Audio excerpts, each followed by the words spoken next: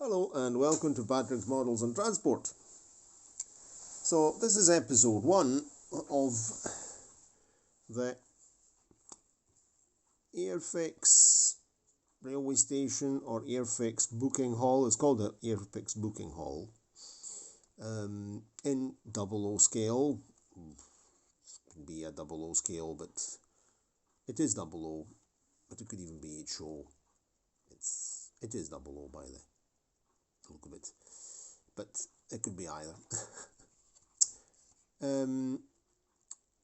And I wanted to just have a look, show you this, what has to be done, because what have we got here, apart from, pardon the mess, but all the mess that's on the table has an explanation.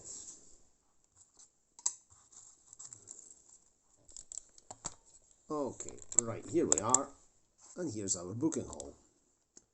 Right, so the booking hall, I bought it already assembled by some previous owner.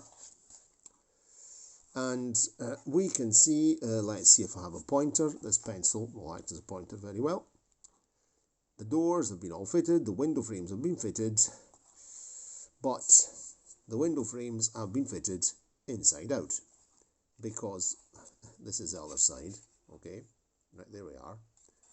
So this side here, this should be outside, and this part here should be inside.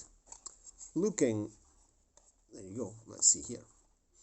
So this is a windowsill, and this part here, which is outside, this here should have been fitted inside, and apparently the original glazing provided, I bought this as it was, the original glazing had to be then glued into each window frame at the back, okay? So I don't know who assembled this. I bought a second hand on Vinted, so it's the luck of the draw. And I seem to have the knack of getting things that have been assembled incorrectly or out of alignment and so on and so on and so forth. But it's more than half of the fun.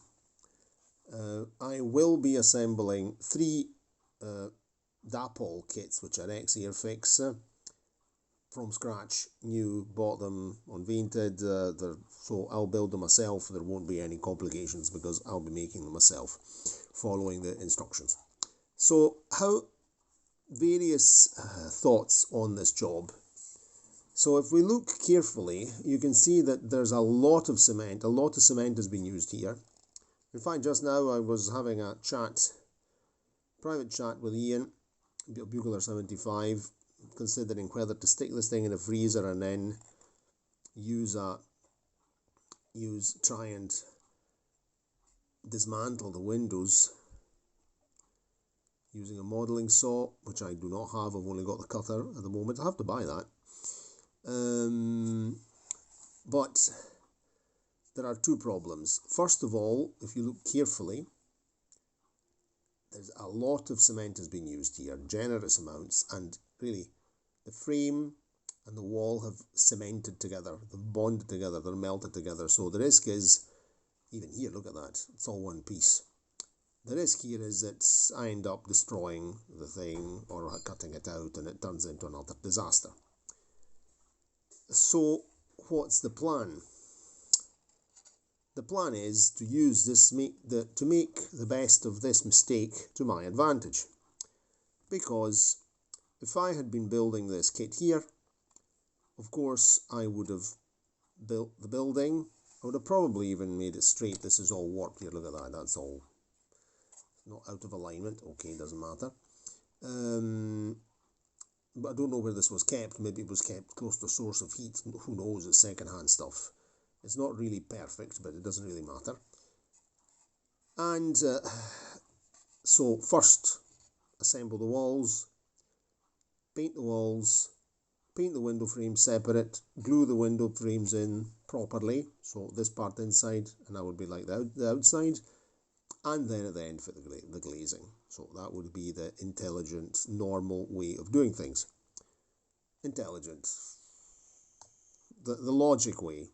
So I'm not saying a person made a mistake.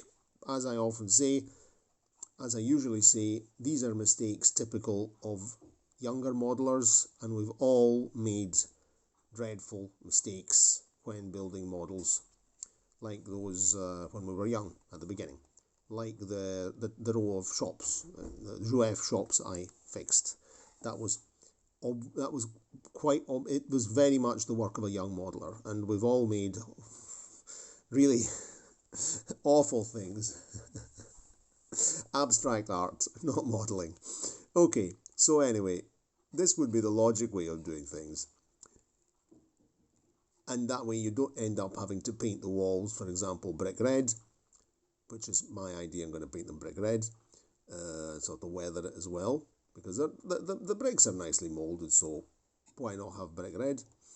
And then have to also be careful not to make a mess of flush window framing, which would not be a good idea. In this case here, I have the doors are flush, but the window frames are not flush. So what I can do is first paint my window frames, and I'm thinking to paint them green. I think I'm going to use green. I was undecided whether to choose between green and red, because I have memories of both. I've always liked old windows, sash windows, the ones you see in Scotland, Britain, and the frames come in all colours, whatever. It can be white, it can be green. My grandparents had green window frames, and so the idea would be green for the window frames. I've made a wee list here, beautifully written, handwritten, messy list here. So my idea is, if we follow the list, is walls brick red, window frames green, doors plus the bog fence. There's a fence that leads to the toilets, or also known as horrible railway bogs, to make that green as well.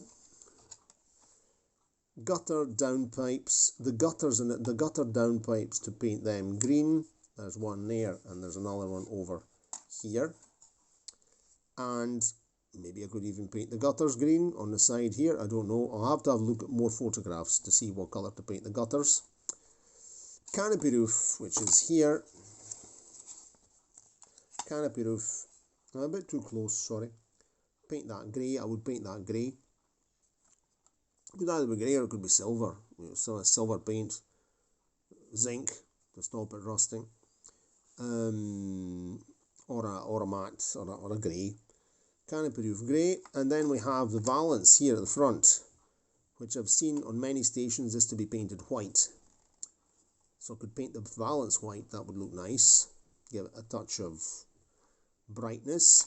And the roof slate grey. So I can paint this slate grey, and then I could decide whether to just, this part here, on slate roofs is usually a kind of lead beading here, but these look like roof tiles, so I'll have to choose whether it's roof tiles. I'll have a look at some photographs, but I like the idea of slate grey. I'll have a look at some slate roofs. I mean, I've seen so many slate roofs in Scotland that I might go for the slate roofs. Even if brick is not prototypical for Scotland, unless there's thick plastering over it, usually sandstone or stone is used in Scotland, but this is definitely brick. So I'm not aiming at making the 00 setting particularly Scottish. A British setting is perfectly okay, so it doesn't really matter. Even if I do like sandstone buildings very much, because that's what you see in the west of Scotland. Okay, and regarding the glazing, because of course there's no such thing as original glazing in here, considering I have the flush inside the windows are incorrectly flush, my idea is to use as glazing some of my microscope test plate clippings. I have plenty here, and these would have the double advantage. So, and I have lots of microscope test plates as well, and I have a diamond cutter over there to cut them with, and that way I could show you how to do that if you've never done it.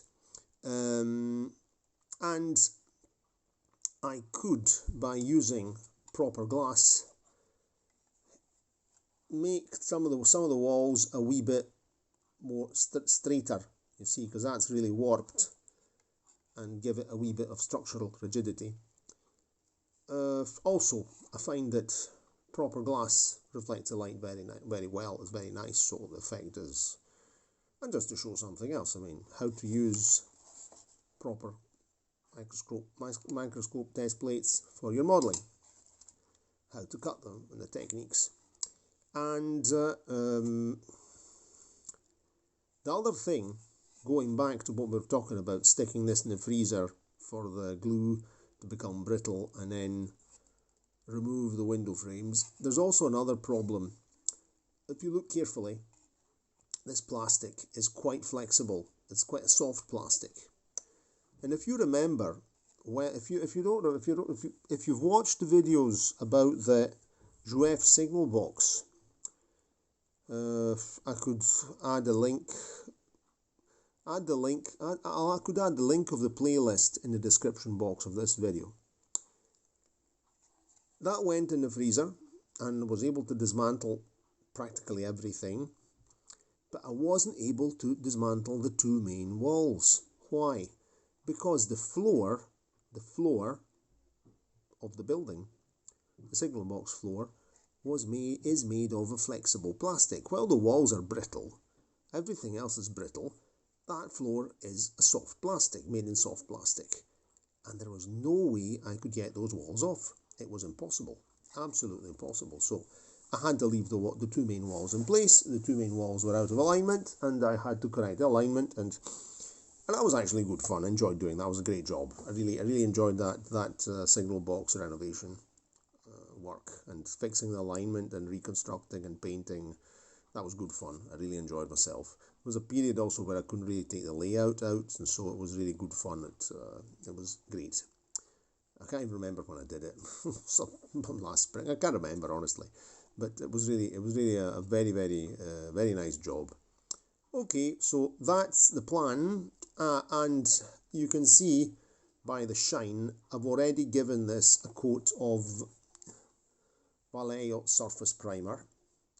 Before applying the Vallejo surface primer, which will help the various layers of paint, coats of paint to stick, this can be used either with an airbrush or with a normal brush. So of course I don't use airbrushes, I use normal brush, and I brushed it on. It's very nice.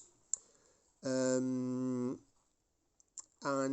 before doing that, I washed this thing. This thing was absolutely filthy. I had to clean it in the sink with a toothbrush and shampoo because it was absolutely minging. So that's us for the moment. So tomorrow I'm going to begin with the first coat of paint. I might do some painting on video. I might not do some painting on video. I've even considered or just show you step by step. I don't know whether to. It's a long job, a really long job doing these kind of things here. So I've also not. I was even thinking whether I might make an edited video, or let me know. Should I make an edited video on using the computer, or should we just have a normal episode, single take episode videos? So episode 1, 2, 3, and then all in a playlist. Let me know. That's something you can. What would you prefer? Okay. Anyway, hope you enjoyed the video. And if you liked it, give it a like, subscribe to the channel, click the notification bell, and subscribe to the channel. It's for free. So I don't know why I never remember to say these things during the video. And what else? And of course, I like to read your comments. So cheerio, and see you next time. Ciao, ciao.